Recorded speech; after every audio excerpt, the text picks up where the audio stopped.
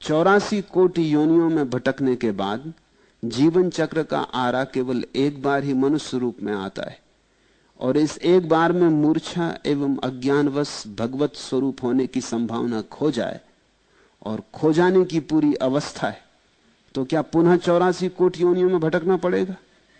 84 कोटि योनियों का अभिप्राय कृपा करके समझाइए और हमें भय से मुक्त करिए।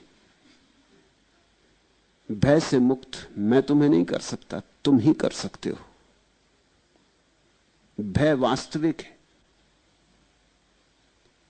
तुम चाहोगे कि मैं तुमसे कह दूं कि नहीं जी कोई चिंता की बात नहीं, 84 कोटि योनियां वगैरह नहीं होती, ताकि तुम निर्भर हो जाओ और लग जाओ अपनी वासनाओं की दौड़ में। फिर नहीं, ये मैं तुमसे नहीं कह सकता। ऐसा ही है, सत्य यही है कि ये जो वर्तुल है ये घूम रहा है। तुमने अगर मनुष्य होने का लाभ ना उठाया तो तुम मनुष्य होने का हक खो देते हो। इस सीधा सा गणित है। आखिर मनुष्य होने का हक तुम्हें मिला है किसी कारण से। बुद्ध से किसी ने पूछा, एक युवक आया, संन्यास्त होना चाहता था। उसने पूछा कि आपको देखकर, राह पर आपको चलते देखकर, आपकी ये प्रसादपूर्ण कांति, आपका ये अपूर्व अपार्थिव सौंदर्य, मेरे मन में भी बड़ी गहन आकांक्षा उठी, मगर मैंने कभी इसके पहले सन्यास का सोचा भी नहीं था, और मैं कभी धर्म इत्यादि में उत्सुक भी नहीं रहा। पंडित पुरोहितों से मैं जरा दूर ही दूर रहा। मेरे पिता और मेरे मां भी मुझे अगर कभी ले जाना चाहते हैं तो मैं बच जाता हूं हजार बहाने करके। पंडितों की बातें सुन के मुझे सिर्फ सिरदर्द हो आता और ऊब आती। मगर आपको देख के मैं बड़ा आंदोलित हो गया हूं और एक भाव उठता है भीतर कि मैं भी दीक्षित हो जाऊं।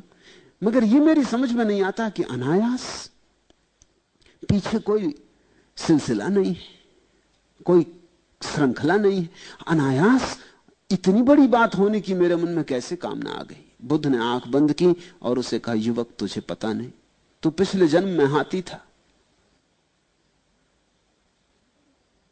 जंगल में आग लग गई थी और तू भागा जा रहा था, सारे पशु पक्षी भागे जा रहे थे, थका मांदा तू एक वृक्ष के नीचे थोड़ी देर विश्राम करने को खड़ा हो गया। तेरे पैर थक गए थे और एक पैर के नीचे कांटा चुभ रहा था, तो तूने वो पैर ऊपर उठाया। जिस बीच तूने पैर ऊपर उठाया उसी बीच एक खरगोश तेरे उस पैर के नीचे आके बैठ गया। तूने नीचे देखा, वो घड़ी ऐसी थी कि सारा जंगल आग से लगा था। वो मौका ऐसा था कि तुझे एक बात दिखाई पड़ी, हम सभी अपने जीवन के लिए भागे जा रहे हैं, ये खरगोश भी बेचारा भागा जा रहा। मैं थक गया, मैं हाथी हूं, तो ये भी थक गया, और ये किस निश्चिंतता से मेरे पैर के नीचे बैठा, जो मैंने उठाया हुआ मैं रखूंगा पैर नीचे तो ये मर जाएगा। वो घड़ी ऐसी थी कि तू अपने जीवन के लिए इतना उत्सुक था, तेरी जीवेष्णा इतनी प्रबल थी कि बच जाऊं, कि तुझे यह लगा कि जैसे मैं बचना चाहता हूं वैसे सभी बचना चाहते। तुझे बड़ा बोध हुआ और तू पैर वैसा ही उठाए खड़ा रहा, और वो खरगोश नीचे निश्चिंत बैठा रहा। जब खरगोश हट गया तब तूने पैर नीचे रखा, लेकिन पैर अकड़ गया था, तू नीचे न रख पाया, गिर पड़ा। खरगोश तो बच के निकल गया, लेकिन तू उस जंगल में लगी आग में जल के मर गया। लेकिन मरते वक्त तेरे मन में बड़ी तृप्ति थी, एक बड़ी शांति थी, एक अपूर्व उल्लास था, एक आनंद का भाव था कि मैंने खरगोश को नहीं मारा, चलो मैं मर गया, ठीक। उसका फल है कि तू मनुष्य हुआ।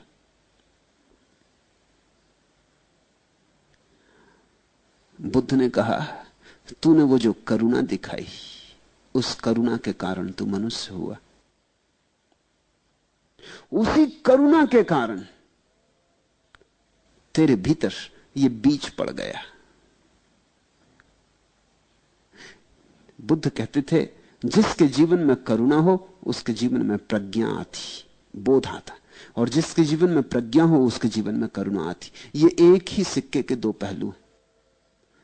तो जो व्यक्ति ध्यान को उपलब्ध होकर प्रज्ञा को उपलब्ध होता उसके जीवन में महाकरुणा आ जाती, और जिसके जीवन में करुणा की थोड़ी सी गंध हो वो आज नहीं कल समाधि में उत्सुक हो ही जाएगा। उस करुणा के कारण आज राह पर चलते मुझे देखकर तेरे मन में यह भाव उठा। यह अकारण नहीं है, इसके पीछे श्रृंखला है। मैं तुमसे कहता हूं कि तुम मनुष्य हो, यह अकारण नहीं है। कुछ किया होगा, कुछ हुआ होगा। अनंत अनंत यात्रा पथ पर तुमने अर्जन किया है मनुष्यत्व, यह अर्जित है। लेकिन यह अवसर अवसर ही है, यह तुम्हारी कोई शाश्वत संपदा नहीं है। तुम इसके मालिक नहीं हो गए हो।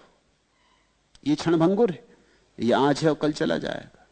जैसे अर्जित किया है वैसे ही गंवा भी सकते हो। अगर एक हाथी करुणा के कारण मनुष्य हो सकता है तो एक मनुष्य कठोरता के कारण हाथी हो सकता है। यह तो सीधा गणित है। अगर एक हाथी करुणा के कारण मनुष्य होने की क्षमता पात्रता पैदा कर लेता है तो तुम कठोरता के कारण, हिंसा के कारण, क्रूरता के कारण पशु होने की क्षमता में उतर ही जाओगे। जाओगे कहां? और वर्तुल घूम जाएगा, चाक घूम गया, आरा नीचे जाने लगा। फिर लंबी यात्रा है, क्योंकि आरा तभी वापस लौटेगा जब पूरा चाक घूम जाए। ये जो 84 कोटियों की बात है ये एकदम अवैज्ञानिक नहीं है। और ये 84 करोड़ योनियों की जो बात है ये केवल कोई पौराणिक आंकड़ा भी नहीं है, ऐसा ही है। अब तो वैज्ञानिक धीरे धीरे धीरे खोज करते करते इस नतीजे पे पहुंच रहे हैं कि हिंदुओं का आंकड़ा शायद सही सिद्ध होगा। इतनी ही कोटियां हैं, अभी तक इतनी पूरी नहीं हो पाई हैं, लेकिन रोज खोज हो रही।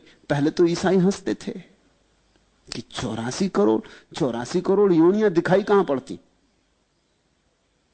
चलो होंगी लाख, 2 लाख, 50 लाख, करोड़ मान लो, मगर 84 करोड़ योनियां दिखाई कहां पड़ती।